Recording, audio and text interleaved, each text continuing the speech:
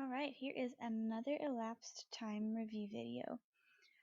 So the way your elapsed time assignment works this week, at least with this bakery themed one, is you'll do half of it today and half of it tomorrow.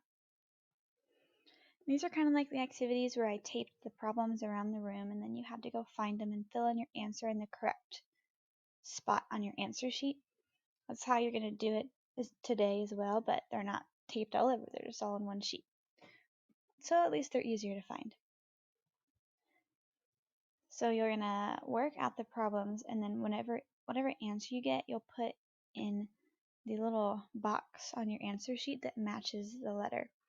So for this example problem for A, whatever my answer would be, I'd put it in the A box on the answer sheet. Alright, so elapsed time is how much time takes place between one time and another. So a lot of these problems are going to be like word problems, but they're things that could happen in real life, like with cooking, especially like baking, cooking, things like that. You worry a lot about elapsed time when doing activities like that. So for letter A, we have Jess put the muffins in the oven at 12:15. She checked on them 35 minutes later. What time did she check on the muffins?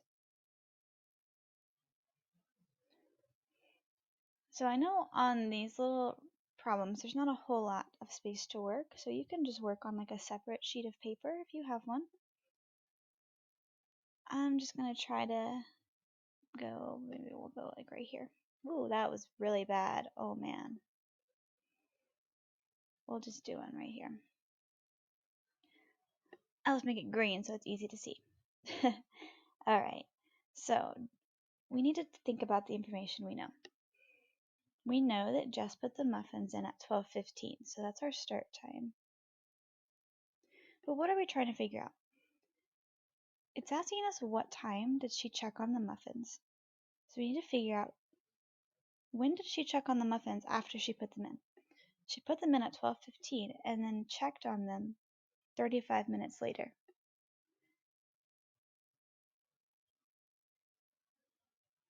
Did not mean to do that.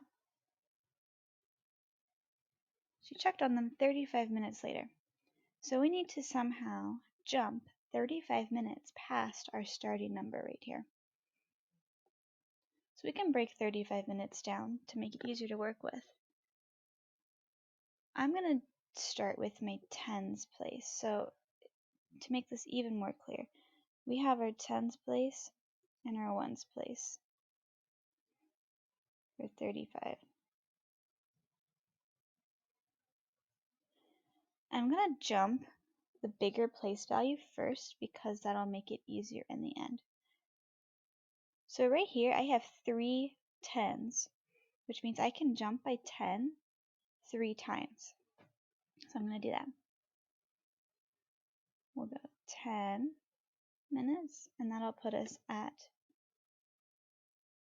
12:25. So there's 1:10. We'll do another 10 minutes,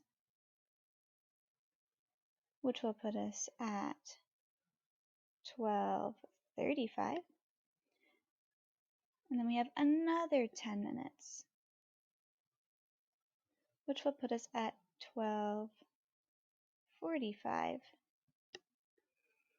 So we jumped all of our tens place, and now we just need to jump our ones place, which is 5. I feel like this color is a little hard to see right there, so maybe so I'm going to jump 5 minutes, and that'll put me at 12:50.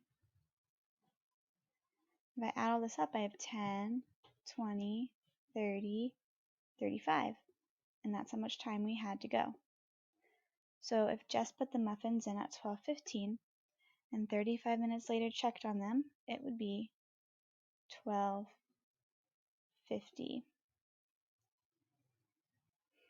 And if you notice on these, there's this little box in the corner. And you don't have to do anything with that, but it is a QR reader. So if you have an app on your phone or tablet or something, you can scan this little box and it'll let you know what the answer is. And I'm not telling you this so you can just look up the answer to every question, because I do expect to see the questions worked out. But that's a good way you can check yourself.